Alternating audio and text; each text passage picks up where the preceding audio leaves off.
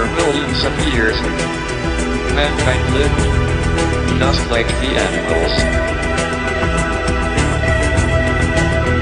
And something happened which unleashed the power of our imagination. We learned to talk. There's a silence surrounding. We've got, is it Stage Man?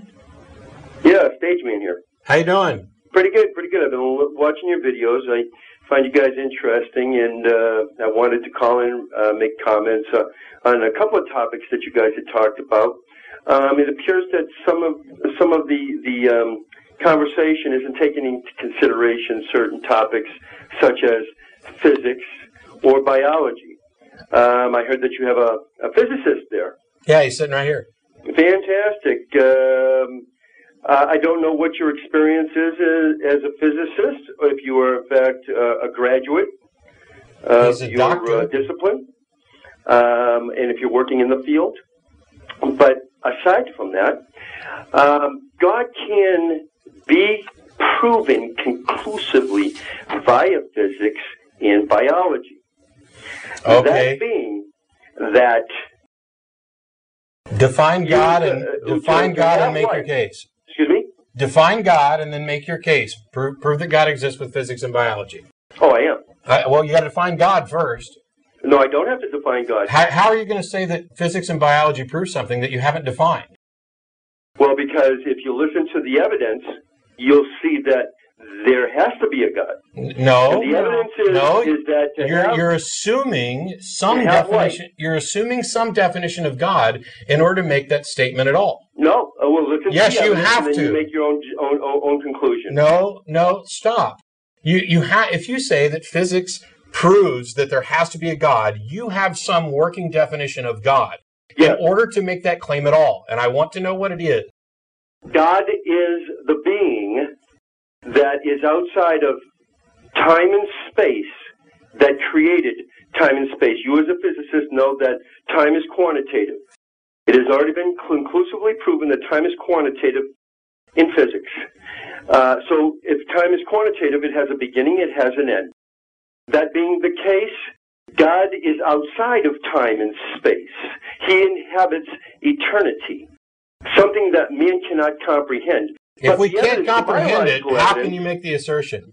The biological evidence... If we can't comprehend it, how can you make the assertion? Well, the biological evidence is that to have life, you have to have a nucleotides and amino acids to make up proteins. The direct enemy, or what destroys amino acids and nucleotides, is oxygen.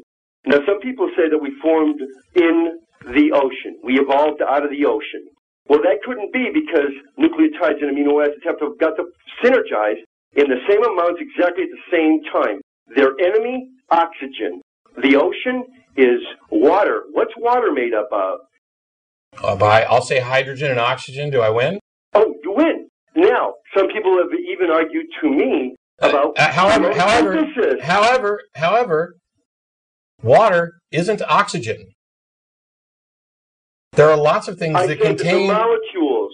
You've got to have the molecules of oxygen. So is every molecule that includes oxygen is the enemy of nucleotide.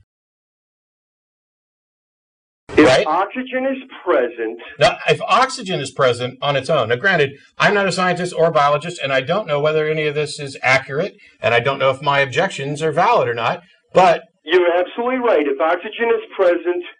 In any form? Amino acids and nucleotides cannot synergize in the quantitative amount to synergize proteins. How does this prove that a God exists? Because, well, let's look at it logically. I am. If we couldn't have evolved in the ocean because of oxygen, and that means oxygen couldn't have existed for amino acids and nucleotides to synergize. Okay, so if oxygen didn't exist, life couldn't exist. No. You're completely and totally and utterly ignorantly wrong. How could oxygen You're talking. Oh, shut up.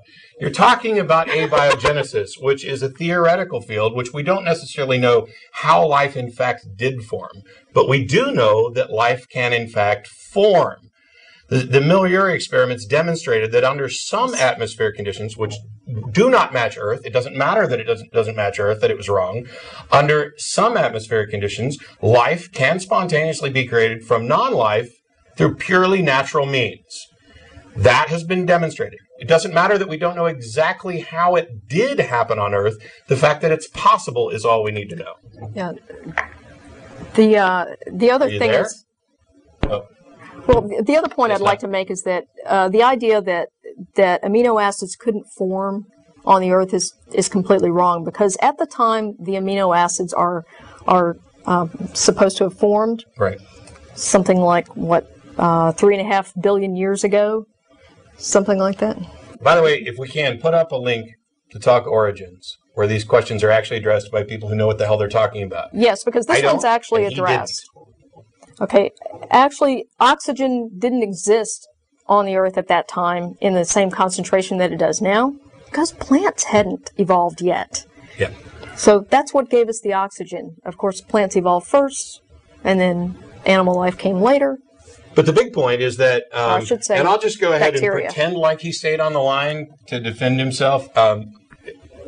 Whatever argument he ended up making is one big argument from ignorance. Life couldn't have possibly formed this way, therefore God did it. No, the only thing you've demonstrated, even if you were correct, and you're not, even if you were correct, the only thing you demonstrated was that life couldn't form in that specific way that you've eliminated. You haven't eliminated all possibilities.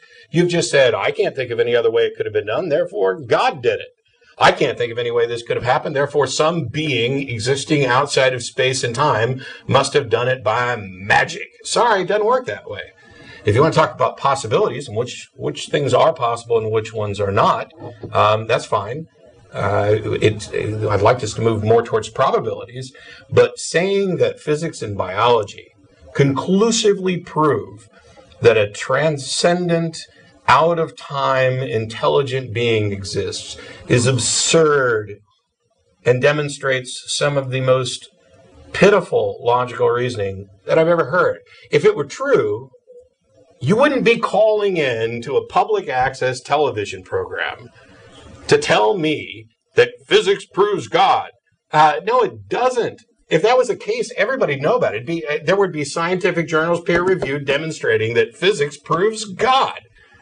The one specific God that you defined after being forced to. It's not the case. I realize you want it to be the case. I realize you can't think of anything better. I realize that you've spun yourself around with this potential paradox, and the only solution you can come up with is Magic Man, but that don't make it so. Sorry.